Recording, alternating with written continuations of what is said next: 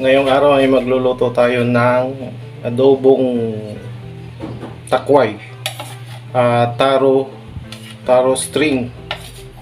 Yan, takway adobo. Yan, mainit na yan. Inisan natin yung bawang, sibuyas,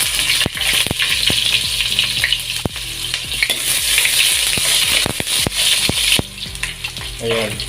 Ilagay na natin yung takway o taro string. Okay. Ayan. So yung madalas inuulam namin sa probinsya. Ayan. Ayan.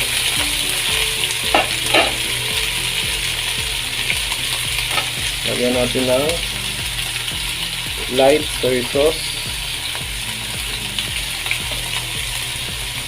Ayan. Ito naman ay oyster sauce. Oy. Hindi dapat pala ito inahalo kasi maging makati pag inahalo. Ito naman ay patis. Ayan. Ito ay bay leaves. Ayan. Ito naman ay paminta. Uy, kulit ko, no?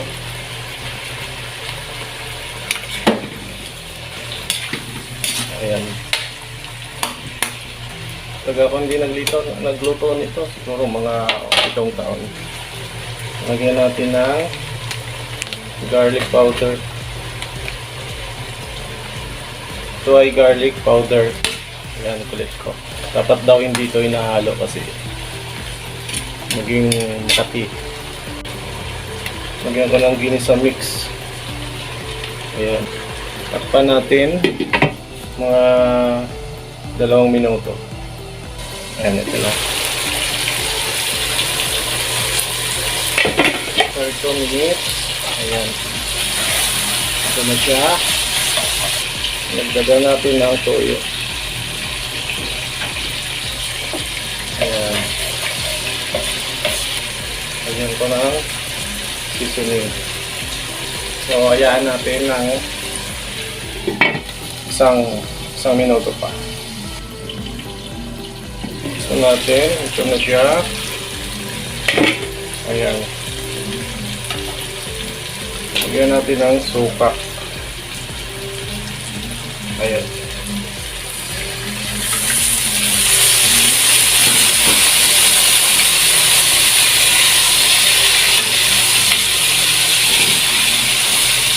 Sana dito maging makakapit. Ayan.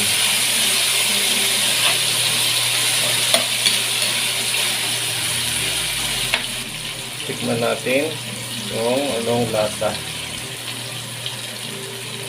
Bali, nakulangan ako. Dagdagan natin ng oyster sauce. Ayan. Tapos sa amin wala nang sahog. Ganito na yon, ulam na yon.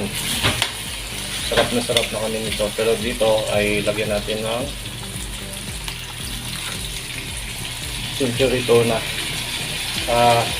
Hot and spicy. Yan.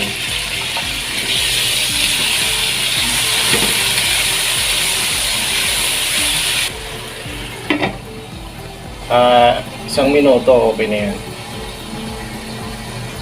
Oops, kalimutan. Bago makalimutan, ito. Choice ko to, lagyan ko ng talbos ng alugbati. Andyan, sa harapan. Yung bahay, meron. Yan. Diba, sabi kanina huwag haluin. Kasi baka naging makati. Ayan. Okay na to. Serve na natin. Ayan. Takway with century tuna hot and spicy, or taro string with century tuna hot and spicy. Let's eat Mogoyo. Mogoyo is let's eat.